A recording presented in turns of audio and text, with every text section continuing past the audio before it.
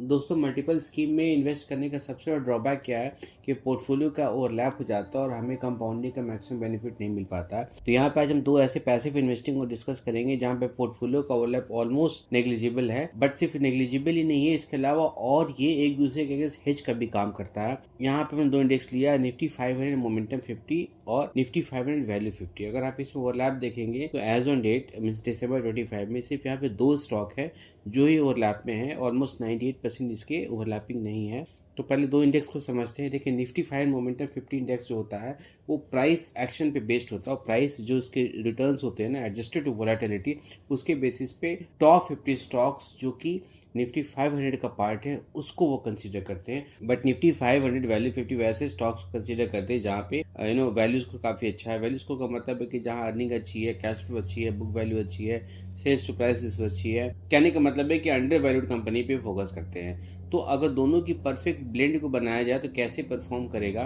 देखिए अगर आप यहाँ पे देखोगे तो मैंने डिफरेंट होराइजन लिया, 1 साल, 3 साल, 5 साल, 7 साल, 10 साल और 15 साल।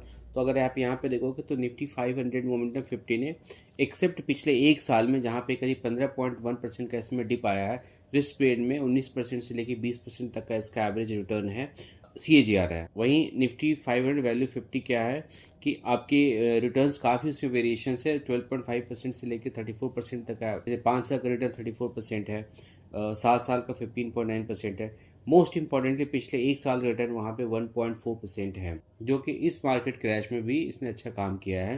देखिए मोमेंटम और वैल्यू का एक दूसरे के में कोरिलेशन काफ़ी लो होता है, लो से मॉडरेट होता है, मतलब 0.4% कोरिलेशन मानिए। कोरिलेशन का मतलब है कि एक बढ़ने से, जैसे जिग जैग समझते हैं ना, एक जिग होगा तो दूसरा जैग होगा, एक इधर जाएगा तो उधर जाएगा, तो इससे आपके रिटर्न मैक्सिमाइजेशन हो जाती है। यहाँ पे अगर पोर्टफोलियो ब्लेंड देखेंगे, अगर मोमेंटम 100% ले रहे हैं और वैल्यू 0 है तो 5 ईयर का CAGR आपका 26% है और डिफरेंट में आप देखिए 19.5%, 19.3% है और 20 साल का 19.5% है। 50-50% दोनों लेंगे, 70-30 लेंगे तो उसी हिसाब से रेंज कर रहा है 19 से 24% के बीच में।